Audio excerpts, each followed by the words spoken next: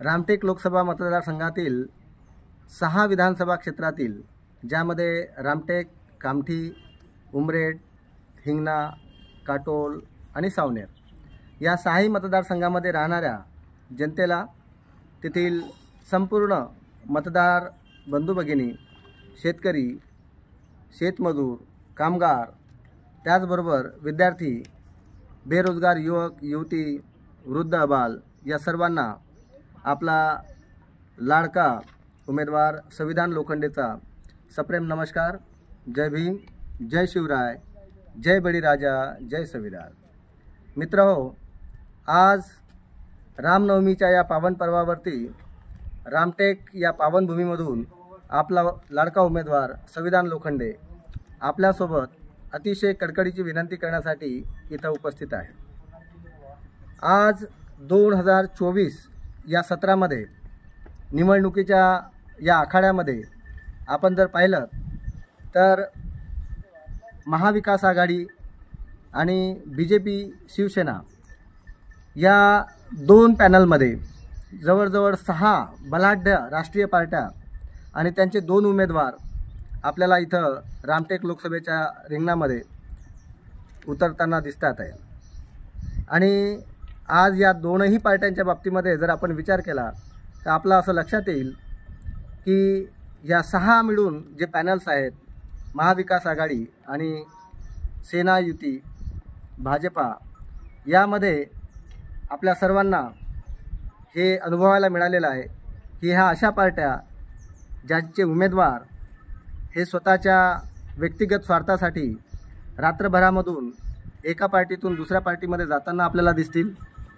या पार्ट्यांमधील जे लोक आहेत, जे उमेदवार आहेत, ते अनेक वर्षांपासून राजकारणामध्ये भ्रष्टाचारामध्ये लिप्त असताना आपल्याला दिसतात आहे आणि व्यक्तिगत स्वार्थासाठी आपल्या स्वतःच्या विचारधारेच्या, आपल्या स्वतःच्या पार्टीला, आपल्या स्वतःच्या कार्यकर्त्यांना धोका देऊन, त्यांचा विश्वासघात करून केवळ आपल्याला उमेदवारी मिळाली पाहिजे किंवा आपण जिंकून आलो पाहिजे किंवा आपल्याला मंत्रिपद मिळालं पाहिजे या एका स्वार्थासाठी शेकडो वर्ष किंवा कित्येक वर्ष काम करत असलेल्या त्या पार्टींना किंवा आपल्या पॉलिटिकल पार्टींना त्यांच्यासोबत धोका करून हे लोक रात्रभरामध्ये इथं सरकार पालटण्याचं काम करतात आणि आपला व्यक्तिगत स्वार्थ पूर्ण करण्याचं काम करतात।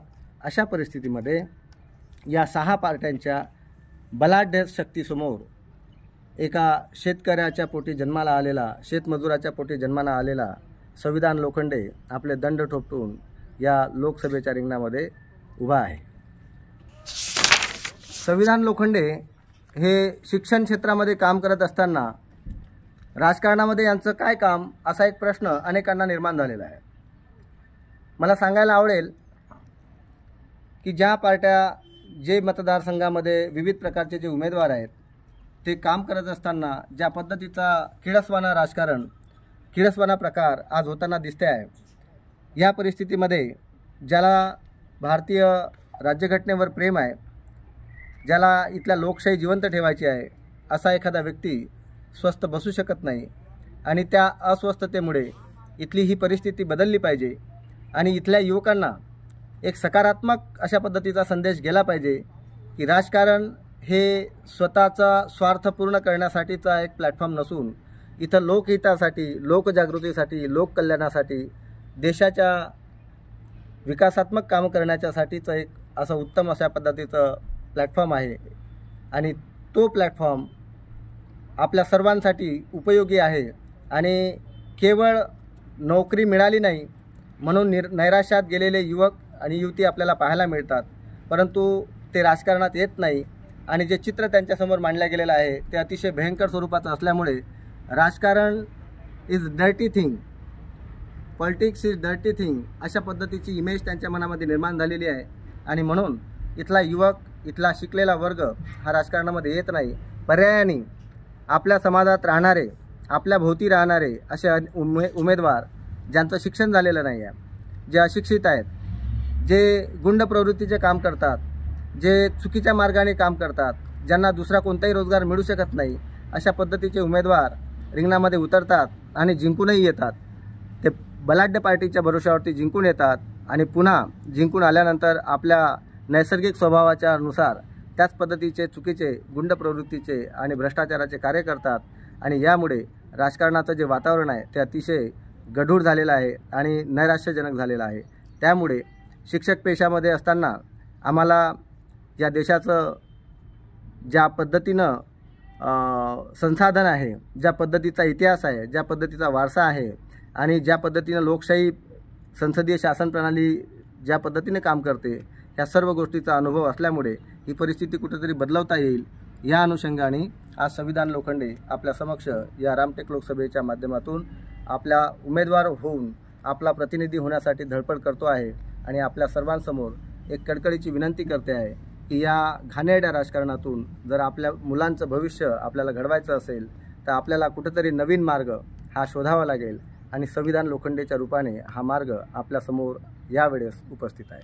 देश 1947ला स्वतंत्र झाला आणि 1950ला आपले भारतीय संविधान देशाच्या या लोकशाही कारभार करण्यासाठी संविधान लागू झाले। आज जवळजवळ 77 वर्षे झालीत आणि 77 वर्षानंतरसुद्धा आज जेव्हा तुमचा उमेदवार बलाढ्य पार्टीचा उमेदवार जेव्हा तुमच्या समक्ष येतो आणि मतदान मागतो, काय बरे बोलतो तुमच्यासोबत तो आपल्याला आश्वासन देतो की मी जर निवडून आलो तर मी तुम्हाला रस्ते बांधून देईल, मी तुम्हाला वीज देईल, मी तुम्हाला पाणी देईल आणि अशा पद्धतीचे काही असे प्रलोभनं दिले जातात। शेतकऱ्यांसाठी वेगवेगळ्या प्रकारचे आश्वासनं दिले जातात, ज्यामध्ये असं सांगितलं जातं की आम्ही तुमचे कर्ज माफ करू, तुम्हाला विद्युत फ्री देऊ। मला प्रश्न पडला आहे की 77 वर्षांमध्ये जेव्हा देशामध्ये लोकशाही नांदते आहे आणि या लोकशाहीच्या या कारभारामध्ये 77 वर्षांमध्ये आजही राजकारण्यांना लोकांना हे सांगावं लागतं की आम्ही तुम्हाला निःशुल्क 5 किलो अनाज देऊ किंवा निःशुल्क तुम्हाला वीज देऊ किंवा आजही तुम्ही जर आम्हाला मतदान दिले तर आम्ही तुम्हाला रस्ते बांधून देऊ। आज 77 वर्षानंतर हे सांगायची वेळ का आली असा प्रश्न निर्माण झालेला आहे। 77 वर्षांमध्ये आम्ही लोकांना वीज देऊ शकलो नाही, 77 वर्षांमध्ये आम्ही लोकांना अन्न देऊ शकलो नाही, 77 वर्षांमध्ये आम्ही लोकांना आत्मनिर्भर स्वतःच्या पायावर उभे करू शकलो नाही, 77 वर्षांमध्ये आम्ही लोकांना रस्ते, त्यांना शाळा, त्यांना शिक्षण, आरोग्य ह्या सर्व गोष्टी देऊ शकलो नाही। त्याचमुळे आज ह्या पद्धतीने आश्वासने द्यावं लागतात आणि याचा अर्थ असा आहे की 77 वर्ष या देशामध्ये लोकशाही नांदत असतानासुद्धा लोकांच्या हिताचे कामं केल्या गेले नाही आहेत। एक आश्चर्यकारक बाब तुम्हाला लक्षात येईल की एकीकडे आपण लोकांना हे आश्वासन देतो की आम्ही तुम्हाला 5 किलो राशन देऊ, जेव्हा की ते राशन जनावरांचा चारा आहे, माणसाच्या खाण्याच्या लायक अशा पद्धतीचं ते धान्य नसतं आणि त्याच पद्धतीचं धान्य 5 किलोच्या स्वरूपामध्ये एका कुटुंबाला दिलं जातं। आश्चर्य बघा, जेव्हा सामान्य जनतेला, शेतकऱ्यांना, शेतमजुरांना, कामगारांना 5 किलो या धान्याच्या प्रलोभनासाठी तुम्ही मतदान मागता आणि दुसरीकडे जे नेते आपले आहेत ते पिढीजात नेतेगिरी करतात आणि पिढीजात नेतेगिरी करत असताना ज्या नेत्याजवळ कधी काळी एखादी लुना होती, ज्या नेत्याजवळ कधी काळी राहायला घर नव्हते, ते नेते आज करोडपती, अब्जोपती झालेत आणि त्याच नेत्यांची मुलं जेव्हा मोठे होतात, 18 वर्षाचे होतात आणि ते जिल्हा परिषद, पंचायत समिती किंवा ग्रामपंचायतचा सदस्यत्वाचा फॉर्म भरत नाहीत, तर नेत्यांचे जे मुलं आहेत ते 18 वर्षाचे झाल्यानंतर, 25 वर्षाचे झाल्यानंतर सरळ ते विधानसभा आणि लोकसभेचे फॉर्म भरतात आणि जो व्यक्ती, जो उमेदवार एक बलाढ्य अशा पद्धतीचा किंवा मोठ्या नेत्याचा मुलगा म्हणून जेव्हा उमेदवारीचा फॉर्म भरतो आणि इलेक्शन कमिशनचा फॉर्म भरत असताना जेव्हा तो आपली संपत्ती दाखवतो तिथं लेखी स्वरूपामध्ये, तर तेव्हा आपल्या लक्षात आहे, आपल्या समोर आहे ही गोष्ट की 18-18, 20-20 लाख करोड रुपये त्याची संपत्ती तिथे दाखवली जाते। तर जो उमेदवार 18 वर्षाचा झाला, जो उमेदवार 20 वर्षाचा किंवा 25 वर्षाचा झाला आणि ज्यांनी कुठं कामच केलं नाही, ज्यांनी कुठं रोजगार केला नाही, ज्यांनी कुठं कमाई केली नाही, अशा उमेदवाराकडे 18 करोड किंवा 20 करोड संपत्ती आली कुठून असा प्रश्न कोणालाही पडत नाही, कारण तो जो व्यक्ती आहे तो एका मोठ्या नेत्याचा मुलगा असतो। इथं सर्वसाधारण व्यक्ती जेव्हा आपलं जीवनचर्या चालवतो, मेहनत करतो, 8-8 तास, 12-12 तास काम करतो, त्या कमाईतून जो पगार कमवतो त्याला मात्र त्यांनी इन्कम टॅक्स रिटर्न भरला पाहिजे असं कंपल्शन केलं जातं। 5 लाखाचं इन्कम टॅक्सची जी मर्यादा आहे ती भरत असताना त्यांना हजारो रुपये त्याला फाईन करावा लागतो किंवा त्याला तो भरावा लागतो, अशा पद्धतीची परिस्थिती निर्माण झालेली आहे। आजही जनतेला आश्वासन देताना आश्वासन अशा पद्धतीचे दिले जातात की इथली जनता जी आहे ही अतिशय गरीब आहे, अतिशय हलाखीचं जीवन जगत आहे, अतिशय बिचारी आहे, बेसहारा आणि असहाय्य आहे। 500 रुपये किंवा 1000 रुपयाच्या योजना जनतेसमोर मांडल्या जातात। निःशुल्क धान्याच्या योजना राशनाच्या माध्यमातून लोकांसमोर मांडल्या जातात आणि असं दाखवलं जातं की देश जणू काही आजच स्वतंत्र झाला आणि देशामध्ये रस्ते नाही आहेत, देशाला वीज उपलब्ध नाही आहे, देशाजवळ कोणत्या प्रकारची साधन संपत्ती नाही आहे, देशामध्ये कोणत्याही प्रकारचे उद्योगधंदे नाही आहेत आणि अतिशय स्वातंत्र्यपूर्व काळामध्ये ज्या पद्धतीने देशाचे 500 तुकडे होते आणि त्या तुकड्यांमध्ये कोणत्याही प्रकारचा विकास नव्हता आणि नाविन्यपूर्ण अशा पद्धतीचा खंडार स्वरूपामध्ये जो देश होता त्याच पद्धतीची परिस्थिती आजही आहे, अशी नेत्यांच्या माध्यमातून भासवलं जातं आणि लोकांना आशावादी ठरवून त्यांना अतिशय स्वतःला असह्य या पद्धतीने ते स्वतःला समजतात, त्यांना मानसिक स्वरूपामध्ये स्वतःला असहाय्य करून मत देण्यासाठी त्यांना मजबूर केलं जातं आणि त्याच्यानंतर पुन्हा आपल्या स्वार्थाच्या पेट्या ह्या भरल्या जातात। ही परिस्थिती कुठेतरी बदलली पाहिजे आणि म्हणून संविधान लोखंडेसारखा उमेदवार आपल्या समक्ष इथं आहे।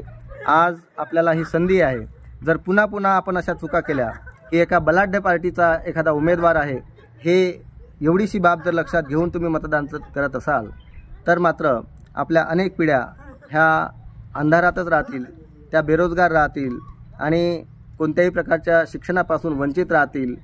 अशी परिस्थिती जर आपल्याला बदलायची असेल तर आपल्याला संविधान लोखंडेसारखा नवीन ज्याला उमेद आहे अशा एका उमेदवाराला आपल्याला आपला प्रतिनिधी म्हणून लोकसभेत पाठवावं लागेल। हे सर्व चित्र पाहत असताना आपल्याला आणखी एक गोष्ट लक्षात येईल, 2014 या सार्वत्रिक निवडणुकांमध्ये नरेंद्र मोदी जेव्हा जनतेसमोर गेलेत तर जनतेसमोर गेल्यानंतर त्यांनी अनेक प्रकारचे आश्वासनं दिलीत। आश्वासनं देताना त्यांनी काँग्रेसवरती विविध प्रकारचे आरोप केले। काँग्रेस भ्रष्टाचारी पार्टी आहे, काँग्रेसमध्ये भ्रष्टाचार झालेला आहे, लोकांची कोणत्याही प्रकारची सुविधा करण्यामध्ये काँग्रेस अपयशी झालेला आहे, या पद्धतीची वाच्यता करण्यात आली आणि अतिशय ब्रँडेड स्वरूपामध्ये वेगवेगळ्या प्रकारचे स्लोगन देण्यात आले आणि लोकांना मन वळवण्यामध्ये ते यशस्वी झाले।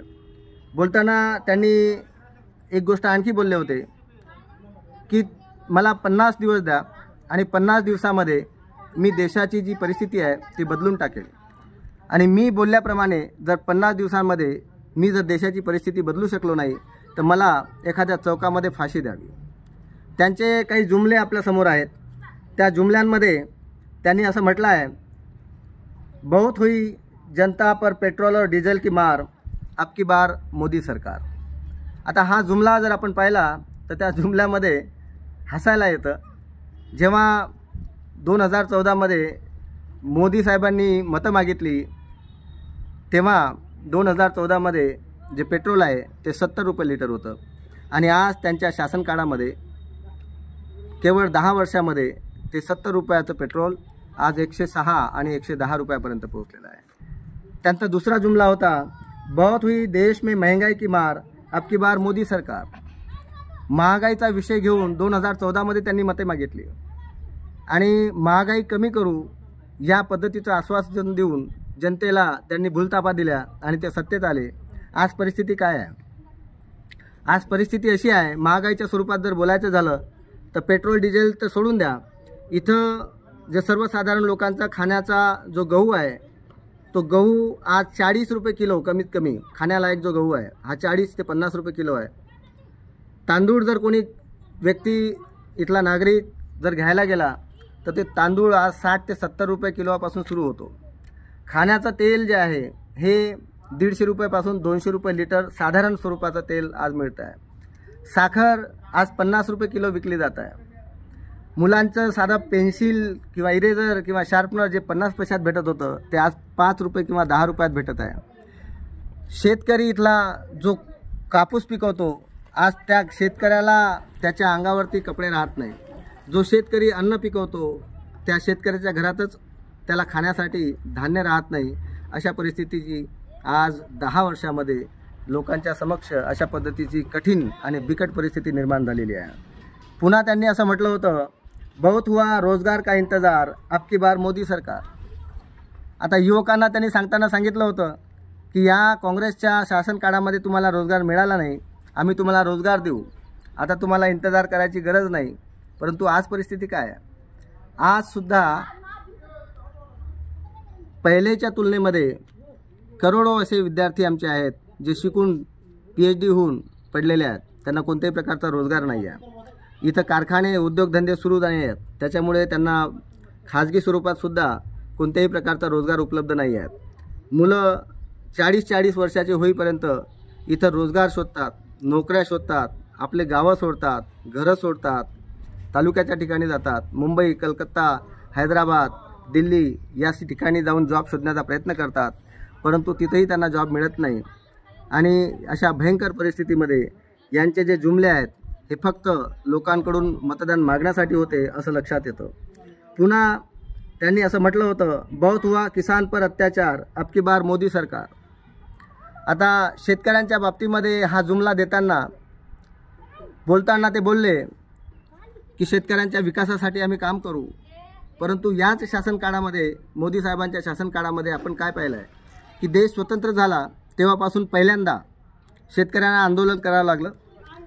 देश स्वतंत्र झाला तेव्हापासून पहिल्यांदा शेतकरी हे संसदेवर चालून गेलेत आणि ज्या मोदी साहेबांनी शेतकऱ्यांना मतं मागितले त्यांच्या विकासासाठी, त्याच शेतकऱ्यांच्या रस्त्यामध्ये खिळे ठोकण्याचं, त्यांचे रस्ते खोदून ठेवण्याचं आणि त्यांच्यावर गोळीबार करण्याचं कार्य हे मोदी सरकारने केलेलं आहे।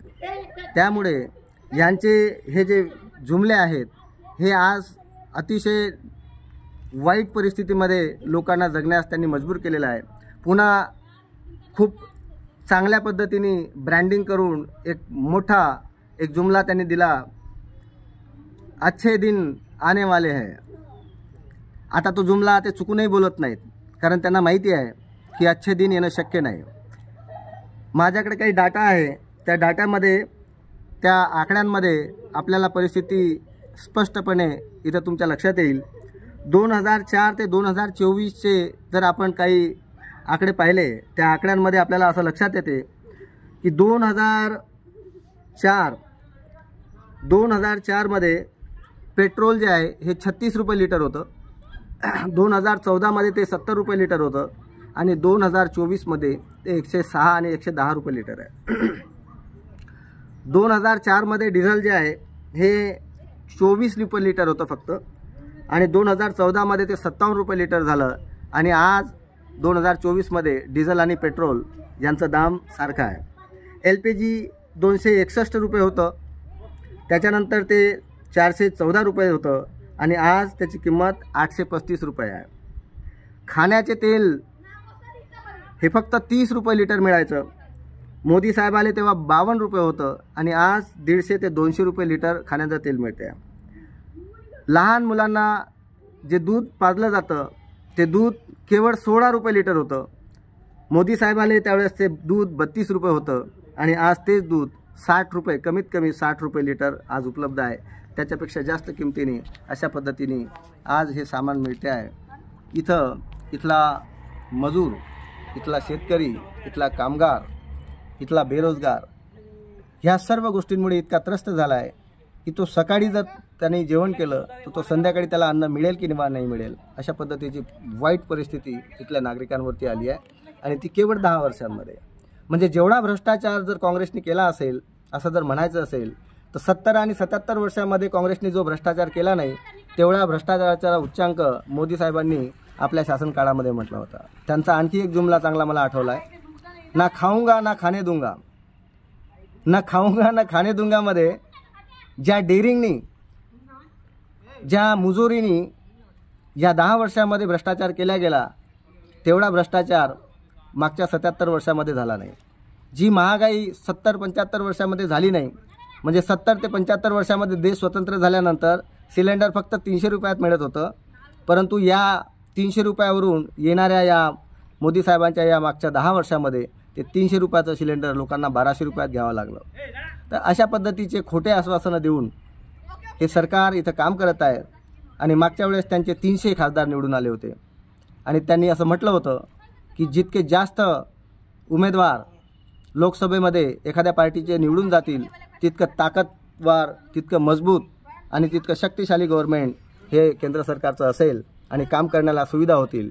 आणि त्या धर्तीवरती ते आज 400 पार अशा पद्धतीचा नारा देत आहेत.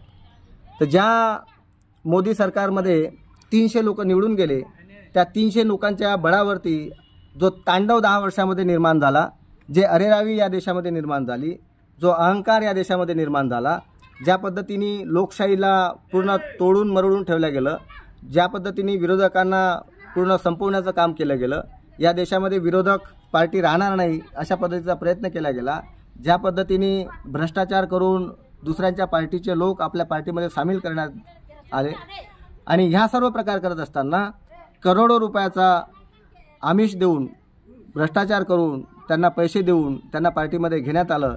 आणि या सर्व परिस्थितीमध्ये राजकारण हा अतिशय गलिच्छ विषय आहे अशा पद्धतीची इमेज, अशा पद्धतीची एक भावना जनसामान्यामध्ये, तरुणांमध्ये निर्माण केली की उद्या या देशाची धुरा सांभाळताना राजकारणामध्ये आपण गेलं पाहिजे अशी चुकूनही भावना इथल्या तरुणांच्या मनामध्ये जाणार नाही, अशा पद्धतीची परिस्थिती इथं निर्माण झाली.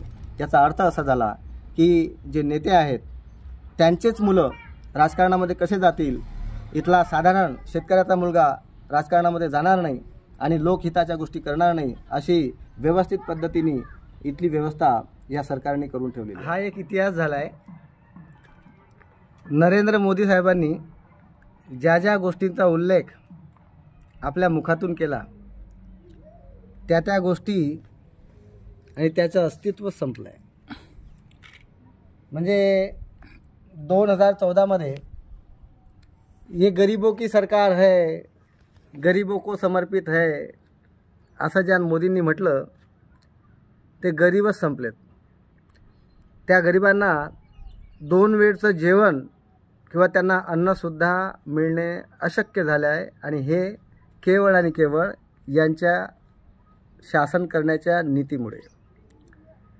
यांनी विद्यार्थ्यांची गोष्ट केली, विद्यार्थ्यांना भाषणं ठोकलेत, विद्यार्थ्यांना परीक्षा कशा द्यायच्यात या बाबतीत बोललेत. त्या विद्यार्थ्यांचं जीवनच संकटामध्ये आलं आहे. त्यांच्या शाळा बंद पडतात आहेत, मराठी शाळा जवळजवळ बंद पडत आहेत. इंग्रजी माध्यमाच्या शाळा ज्या आहेत त्यांची फीस, त्यांचे शुल्क लाखोच्या घरात आहेत. तर त्याच्यामुळे इथल्या गरिबाला शिक्षण मिळेल अशी परिस्थिती मोदी सरकारमध्ये राहिली नाही. मोदी साहेबांनी शेतकऱ्यांचा उद्धार करू असं बोललेत, शेतकऱ्यांसाठी आमचं सरकार काम करणार असं बोललेत. आणि हाच तो नरेंद्र मोदींचा काळ, ज्या काळामध्ये देशाच्या शेतकऱ्यांना सरकारच्या म्हणजेच मोदी सरकारच्या विरोधामध्ये आंदोलन करावं लागलं. आणि हेच मोदी सरकार ज्यांनी शेतकऱ्यांच्या आंदोलनावरती गोळीबार केला. हेच ते मोदी सरकार जे पहिल्यांदा शेतकऱ्यांना 6,000ची भिक्षा देत आहे. वास्तविक पाहता 6,000 आणि शेतकरी याचं सूत्र कुठंच काही ताळमेळ बसत नाही आणि शेतकरी पूर्ण देशोधडीला लागला. सोबतच मोदी साहेबांनी देशाच्या आन बान शान अशा शपथ घेऊन इथल्या सैनिकाच्या बाबतीमध्ये मोठ्या मोठ्या गोष्टी केल्यात. आणि याच मोदीच्या कार्यकाळामध्ये पुलवामासारखा हल्ला होऊन इथल्या सैनिकांना शहीद व्हावे लागले. एवढंच काय तर जे तरुण सैन्यामध्ये जाऊन देशाची सेवा करण्याचे स्वप्न पाहतात त्या सैनिकाला, त्या युवकांना अग्निवीरसारखी योजना देऊन त्यांना बेघर आणि बेसहारा करण्याचं काम या शासनाने केलेलं आहे. त्याचबरोबर या सरकारने आपण जर पाहिलं तर गरीब, विद्यार्थी आणि शेतकरी यांना जसं संपवलं आहे त्याच पद्धतीने इथल्या शासकीय जे नोकरशाहा आहे त्यांच्या बाबतीमध्ये त्यांना जे आश्वासनं दिलेली आहेत आणि त्यांच्या भल्याच्यासाठी सरकार काम करेल असं आश्वासन दिलं आहे, तर त्या शासकीय कर्मचाऱ्यांचे सुद्धा 12 वाजवले आहेत. त्या शासकीय कर्मचाऱ्यांना एक त्यांच्या हक्काची पेन्शन योजना तीसुद्धा या शासनाने बंद केलेली आहे. त्यांच्या कष्टाचे जे पैसे आहेत, त्यांच्या म्हातारपणाच्या, त्यांच्या वृद्धपकाळाची जी व्यवस्था अगोदरच्या काळामध्ये शासन करायचं पेन्शनच्या स्वरूपामध्ये, ते पेन्शनसुद्धा नरेंद्र मोदी सरकारने बंद केलेलं आहे. एवढंच नाही, यांनी खूप मोठी एक नौटंकी केली. जेव्हा 2014मध्ये हे निवडून आले तर भारतीय संविधान आणि त्या संविधानावर त्यांचं किती प्रेम आहे हे दाखवण्याचा प्रयत्न केला. परंतु याच नरेंद्र मोदी सरकारच्या काळामध्ये याच नरेंद्र मोदीचे जे कार्यकर्ते आहेत, त्या कार्यकर्त्यांनी दिल्लीमध्ये, म्हणजे जिथं केंद्र सरकार जिथून चालवलं जातं, जिथं भारतीय संसद आहे, जिथं लोकशाहीचं मंदिर आहे, अशा ठिकाणी त्यांच्या फडतूस कार्यकर्त्यांनी भारतीय संविधान फाडलं आणि देशाला लाज वाटेल अशा पद्धतीचं कृत्य या नरेंद्र मोदींच्या कार्यकर्त्यांनी केलं. तर संविधानाची शपथ घेतली आणि ते संविधान संपवण्याचं ते काम करत आहेत. आणि आजही 400 पार आम्हाला फक्त एवढ्यासाठी पाहिजे आहेत की आम्हाला देशाचं संविधान बदलायचं आहे. एवढी बोलण्याची हिंमत फक्त आणि फक्त नरेंद्र मोदीचे कार्यकर्तेच करत आहेत. सोबतच याच नरेंद्र मोदींनी जेव्हा ते निवडून आले आणि पहिल्यांदा मुख्यमंत्रीपदावरून सरळ ते प्रधानमंत्री झालेत, ते हे लोटांगण घेत संसदेच्या पायऱ्यांवरती त्यांनी डोकं ठेवलं. आणि दुर्दैव बघा कसं आहे, देश स्वतंत्र झाला.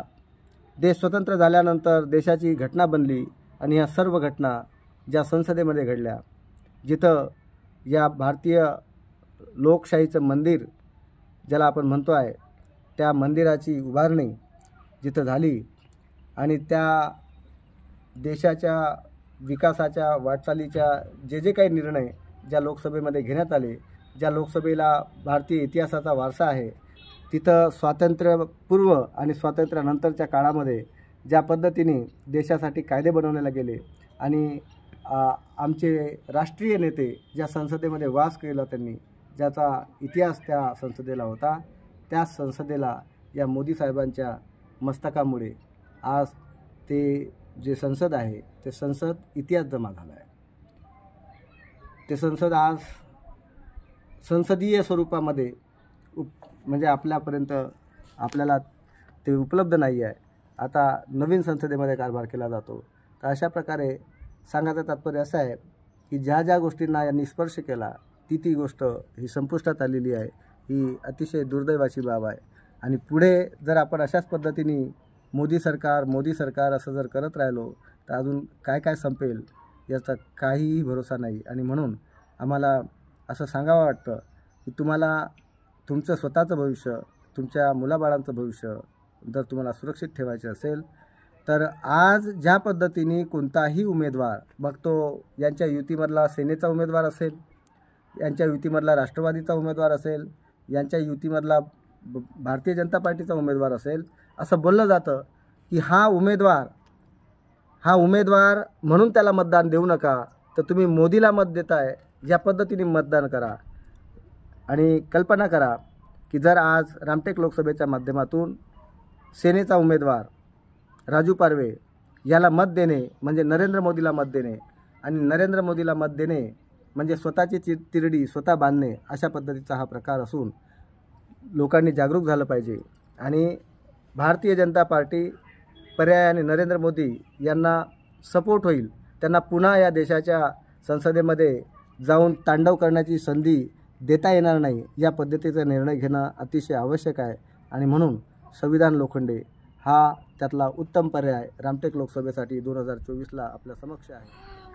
मला आपणा सर्वांना हे सांगायला आवडेल की ज्या पद्धतीने 70-75 वर्ष काँग्रेसने या देशामध्ये राज्य केलं आणि अशा परिस्थितीमध्ये आज खऱ्या अर्थाने इथल्या शिक्षणाच्या समस्या, इथल्या रोजगाराच्या समस्या, इथल्या शेतकऱ्यांच्या समस्या ह्या मिटायला पाहिजे होत्या. कमीत कमी बेसिक जीवन जगताना लोकांना अन्न, वस्त्र, निवारा ह्या मूलभूत गरजा भागवण्यासाठी तो सक्षम असायला पाहिजे होता. या 70 ते 75 वर्षामध्ये कमीत कमी लोकांना लाईनमध्ये लागून 5 किलो धान्य घेण्याची गरज पडायला नको पाहिजे होती. आज लोकांना त्यांच्या गावामध्ये, म्हणजे देशाला कृषीप्रधान देश म्हटलं जातं, 80% लोक जे आहेत देशाचे गावामध्ये राहतात, परंतु तुम्हाला कोणत्याही गावामध्ये दवाखाना दिसणार नाही. आणि दवाखाना असेल तर त्या दवाखान्यामध्ये डॉक्टर दिसणार नाहीत, आणि डॉक्टर दिसले तर तिथं तुम्हाला औषध दिसणार नाही, अशी परिस्थिती आहे. गावापासून जवळजवळ 50 किलोमीटर लांब तालुक्याचे गावं असतात आणि तिथून 50 किलोमीटर हे जिल्ह्याचे गावं असतात. आणि जर एखाद्याला आरोग्याच्या समस्या निर्माण झाल्या तर त्याला इलाज करता येणार नाही, त्याला औषध मिळणार नाही, अशा पद्धतीची परिस्थिती आहे. काँग्रेस भ्रष्टाचारी आहे अशा पद्धतीचे म्हणून आपण जेव्हा सत्तेत येण्याचा प्रयत्न करतो तर ज्या काँग्रेसला आपण भ्रष्टाचारी म्हणतो तर त्या काँग्रेसमध्ये कार्य करणारे, त्या काँग्रेस पार्टीची विचारधारा बाळगून जीवन जगणारे, पिढीजात आपल्या वाडवडिलांपासून काँग्रेसचे काम करणारे जे नेते आहेत ते तुम्हाला आपल्या पार्टीमध्ये यायला कसे चालतात, हा असा एक प्रश्न निर्माण झालेला आहे. मला अनेक वेळा असा प्रश्न पडतो की भारतीय जनता पार्टी ही खूप मोठ्या दिलाची, मोठ्या मनाची पार्टी आहे. त्याचं कारण तसं आहे की ज्या भारतीय जनता पार्टीमध्ये एखादा कार्यकर्ता कॅडर म्हणून काम करतो, तो भारतीय जनता पार्टीचा जो मतदार आहे हा मतदार फुटत नाही, तिथला कार्यकर्ता फुटत नाही, तिथला नेता फुटत नाही असं म्हटलं जातं. याचा अर्थ असा झाला की एक कार्यकर्ता 40-45 वर्ष आपल्या भारतीय जनता पार्टीचं अतिशय प्रामाणिकतेनं काम करतो, आपला घाम गाळतो, आपला पैसा देतो, आपल्या घराला तुळशीपत्र ठेवतो आणि पार्टीसाठी रात्रंदिवस मेहनत करतो. परंतु त्याची अपेक्षा असते की जेव्हा एखादा निवडणूक होईल त्यावेळेस मलासुद्धा तिकीट मिळेल, मलासुद्धा उमेदवार म्हणून जाता येईल, मलासुद्धा आमदार होता येईल, मलासुद्धा खासदार होता येईल. परंतु आत्ताची जी परिस्थिती आहे ही जर तुम्ही लक्षात घेतली तर म्हणताना मोदी साहेब म्हणतात की काँग्रेस मुक्त भारत करायचा आहे. पण काँग्रेस मुक्त भारत तर झाला नाही, काँग्रेसयुक्त भारतीय जनता पार्टी झालेली आहे. काँग्रेसचे जे काही लीडर्स आहेत ज्यांनी भ्रष्टाचार केलेला आहे, जे प्रामाणिक लीडर आहेत ते आपल्या जागेहून हललेले नाही आहेत, परंतु ज्यांनी भ्रष्टाचार केलेला आहे आणि ज्यांना जेलमध्ये जाणे हा एकमात्र पर्याय उरलेला आहे, असे निवडून नेते जे आहेत भारतीय जनता पार्टीने म्हणजेच मोदी साहेबांनी आपल्या पार्टीमध्ये घेतले आहेत. आणि याचा परिणाम असा झाला की जेव्हा भारतीय जनता पार्टीचं किंवा नरेंद्र मोदींचं सरकार आलं असं आपण म्हणतो, त्या पार्टीमध्ये भारतीय जनता पार्टीचे लोक हे तुम्हाला मंत्री म्हणून दिसणार नाहीत, तर काँग्रेसमधून पळून गेलेले, जेलमध्ये जाण्याच्या भीतीने पळून गेलेले जे लोक आहेत तेच तुम्हाला मंत्री झालेले तुम्हाला पाहायला मिळतील. आणि एवढंच नाही तर ते लोकांसमोर, जनतेसमोर जर उमेदवार म्हणून गेलेत तर ते पडू शकतात, म्हणून त्यांना डायरेक्ट राज्यसभेमध्ये पाठवण्याचा प्रकार हा आता तुम्हाला या 8 दिवसामध्ये किंवा 10 दिवसामध्ये सुद्धा तुमच्या लक्षात आलेलं असेल. कारण आम्ही कोणाचं नाव याच्यासाठी घेणार नाही की त्यांचं नाव घेण्याची लायकी त्यांची नाही आहे. ज्या पद्धतीने जीवन, म्हणजे आम्हाला एक सांगायला आवडेल की आमचा बाप काँग्रेसमध्ये होता, आमचा आजा काँग्रेसमध्ये होता आणि आमची अख्खी आयुष्य काँग्रेसमध्ये गेलं, असे जे नेते आहेत ज्यांनी काँग्रेसच्या बळावरती आपल्या ढेऱ्या मोठ्या केल्या आणि रात्रभरामध्ये जेल जाण्याच्या भीतीने ते BJPमध्ये केले आणि तिथं आज BJPमध्ये जाऊन उद्या त्यांना राज्यसभेचं डायरेक्ट सीट मिळालं आणि ते राज्यसभेमध्ये निवडून न जाता त्यांना निवडून जाण्याची कोणत्याही पद्धतीची गरज नसताना राज्यसभेमध्ये डायरेक्ट नॉमिनेट केलं जातं. आणि हा भ्रष्टाचाराचा कळस ज्याला म्हणता येईल आणि अतिशय किळसवाना प्रकार जो आहे हा आता भारतीय जनता पार्टीने चालवलेला आहे. तर यामध्ये भारतीय जनता पार्टीच्या कार्यकर्त्यांची मला कीव येते की रात्र मेहनत करून, स्वतःचा पैसा देऊन, मुलाबाळांना दूर ठेवून, घरांपासून दूर ठेवून पार्टीचं काम करायचं आणि साधी उमेदवारीसुद्धा आपल्याला मिळू नये. आणि ज्या पार्ट्यांना भ्रष्टाचाराचे आरोप करायला आपल्याला सांगितले जातात, ज्या पार्ट्यांना शिव्या द्यायला सांगितले जातात, ज्या काँग्रेसला घालून पाडून बोलायला सांगितलं जातं, ज्या काँग्रेसच्या कार्यकर्त्यांचा द्वेष करायला सांगितलं जातो, रात्रभरामध्ये ते लोक आपल्या पार्टीमध्ये येतात आणि त्यांना पार्टीमध्ये आल्यानंतर मग त्यांचेच नारे, त्यांच्या नावाचे पोस्टर्स लावायला आपल्याला सांगितलं जातं, त्यांच्यासाठी मतं मागण्यासाठी सांगितलं जातं. जिवंत उदाहरण जर द्यायचं झालं तर आता 2024मध्ये रामटेकचंच उदाहरण घेऊया. रामटेक लोकसभेच्या रिंगणामध्ये राष्ट्रवादी काँग्रेस, पवार गट, काँग्रेस आणि उद्धव ठाकरे यांची सेना या 3 पार्टीचा जो उमेदवार आहे तो पहिल्यांदा उमेदवार देण्यात आला. रश्मी बर्वे यांना उमेदवारी देण्यात आली. आता रश्मी बर्वे ह्या जिल्हा परिषद सदस्य होत्या. जिल्हा परिषद सदस्य जी व्यक्ती आहे त्या व्यक्तीला तुम्ही लोकसभेचं तिकीट देता, याचा अर्थ स्पष्ट आहे की तुमच्याजवळ लोकसभेच्या ताकदीचा लीडर नाही आहे. बरं, तुम्ही 3 पार्टी आहात आणि तुमच्या 3 पार्टीमध्ये लोकसभेमध्ये जाण्यायोग्य एखादा उमेदवार नसेल, ही हसण्यासारखी बाब आहे. दुसरी महत्त्वाची गोष्ट आहे की रामटेक लोकसभा हा रिझर्व आरक्षित अशा पद्धतीचा मतदारसंघ आहे आणि तो शेड्यूल कास्ट अनुसूचित जातीसाठी आरक्षित अशा पद्धतीचा मतदारसंघ असताना ज्या व्यक्तीजवळ आपल्या जातीचं प्रमाणपत्र नाही आहे, जे खोटं प्रमाणपत्र आहे असं मी नाही म्हणत, जे खोटं प्रमाणपत्र आहे हे कोर्टाने सांगितलेलं आहे, ते प्रमाणपत्र त्यांचं कॅन्सल केलेलं आहे. मग ज्यांच्याजवळ प्रमाणपत्रच नाही आहे, जे त्या पर्टिक्युलर कॅटेगरीचे नाही आहेत, त्यांनी आपला उमेदवार त्या कॅटेगरीचा असण्याचं भासवून त्या समाजाला वंचित ठेवून त्यांना धोका देऊन ती उमेदवारी हडपण्याचा प्रयत्न केला. बरं, दुसरी मजेशीर गोष्ट अशी आहे की जेव्हा त्यांचा उमेदवारी कॅन्सल झाली तर ती उमेदवारी कोणाला दिली गेली पाहिजे? 6 लोकसभा या म्हणजे रामटेक लोकसभेच्या या क्षेत्रामध्ये 6 विधानसभेचे क्षेत्र आहे आणि त्या 6 विधानसभेच्या क्षेत्रामध्ये 3 बलाढ्य पार्टी आहेत आणि त्या 3 बलाढ्य पार्टींमध्ये रश्मी बर्वेच्या ऐवजी दुसऱ्या कोणत्याही कुटुंबाचा उमेदवार त्यांच्याजवळ उपलब्ध नाही. याचा अर्थ असाच होतो, म्हणजे जेव्हा त्यांनी फॉर्म भरले तेव्हा रश्मी बर्वेचा फॉर्म भरला आणि श्यामकुमारचा फॉर्म भरला, जे त्यांचे पती आहेत. म्हणजे एकाच घरचे 2 उमेदवारांचे त्यांना फॉर्म भरले. त्यावेळेस त्यांना माहिती होतं की यांचं प्रमाणपत्र खोटं आहे आणि यांचं प्रमाणपत्र उद्या जर कोणी शंका घेतली किंवा त्यांना जर अशा पद्धतीचं त्यांचं प्रमाणपत्र जर खोटं ठरवण्यात आलं तर श्याम बर्वे यांना आपल्याला उमेदवारी देता येईल. आणि तसंच झालं. म्हणजे तुम्हाला एकट्याच कुटुंबावर तुमचं जर इतकं प्रेम असेल 3ही पार्टींचं तर आम्हाला त्याच्यामध्ये प्रॉब्लेम नाही आहे. परंतु इथं प्रश्न आणखी निर्माण झाला भारतीय जनता पार्टी आणि सेनेच्या बाबतीमध्ये, की ज्या भारतीय जनता पार्टीच्या आणि सेनेच्या या कार्यकर्त्यांच्या बाबतीमध्ये जर आपण विचार केला तर ते 20, 30, 40, 50 वर्षापासून जे लोक काम करत आहेत भारतीय जनता पार्टीचं, तर त्यांना आता रामटेक लोकसभेच्या या निवडणुकीच्या रिंगणामध्ये कोणासाठी मत मागण्याची वेळ आली आहे? तर राजू पारवेंना. राजू पारवे कोण? ते हे काँग्रेसमधून पडून आलेले उमेदवार. काँग्रेसमधून का पडून आले? तर त्यांना माहिती आहे की काँग्रेसची आता परिस्थिती बिकट आहे, तिथं आपल्याला मतदान होणार नाही. मग भारतीय जनता पार्टीत जर गेलो तर आपण निवडून येऊ. बरं, ते तिथं गेले हरकत नाही, पण भारतीय जनता पार्टीने त्यांना का घेतलं? भारतीय जनता पार्टीकडे उमेदवार नव्हता का?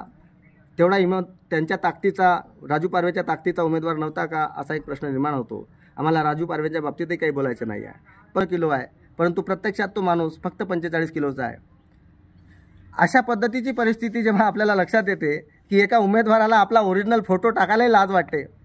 मला माहिती नाही, मी पूर्ण ताकदीने सांगू शकत नाही, परंतु मी आता बातम्याही ऐकल्या, न्यूजपेपरमध्ये त्यांचे कटिंग्स आहेत. हे दोन्ही उमेदवार, मग श्याम बर्वे असतील किंवा राजू पारवे असतील, यांनी केलेल्या भ्रष्टाचार, यांनी केलेले वेगवेगळ्या प्रकारचे अकृत्य हे जनतेसमोर वृत्तपत्रांनी टाकले आहे. मला त्याच्यावरती बोलायची गरज नाही आहे.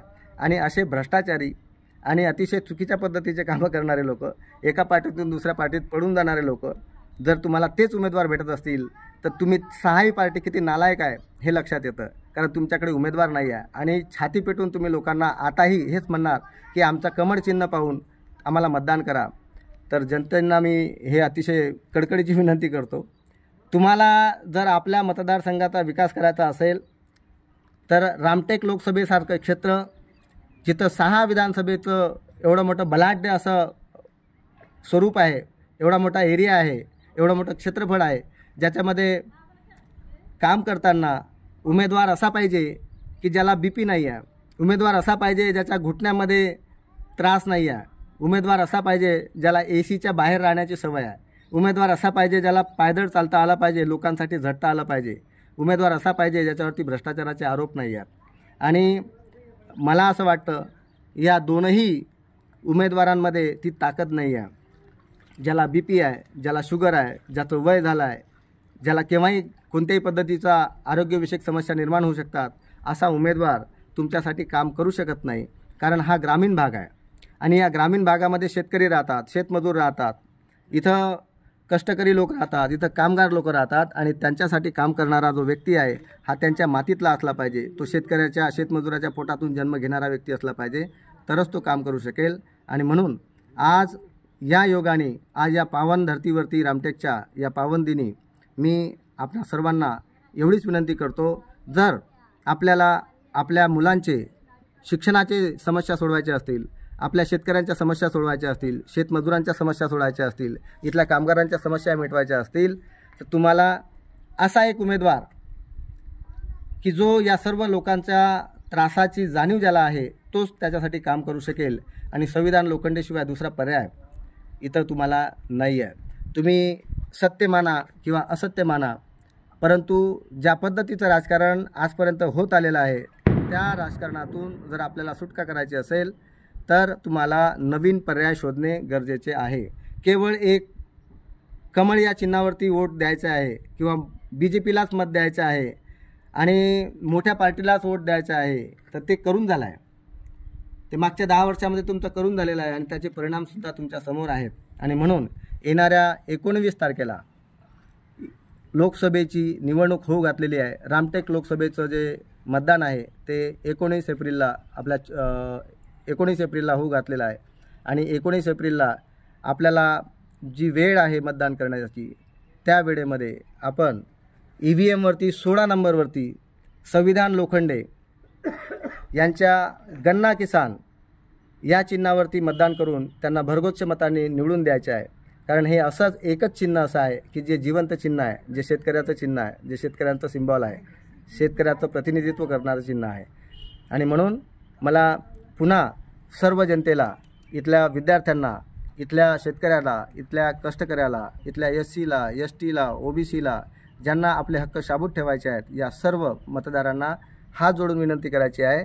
जर तुम्हाला खरंच इतिहास घडवायचा असेल, जर तुम्हाला ही सर्व परिस्थिती बदलवायची असेल, जर तुम्हाला भ्रष्टाचार मुक्त असा उमेदवार जर पाहिजे असेल तर तुम्हाला संविधान लोखंडे याच्याशिवाय दुसरा पर्याय आज तरी उपलब्ध नाही आहे.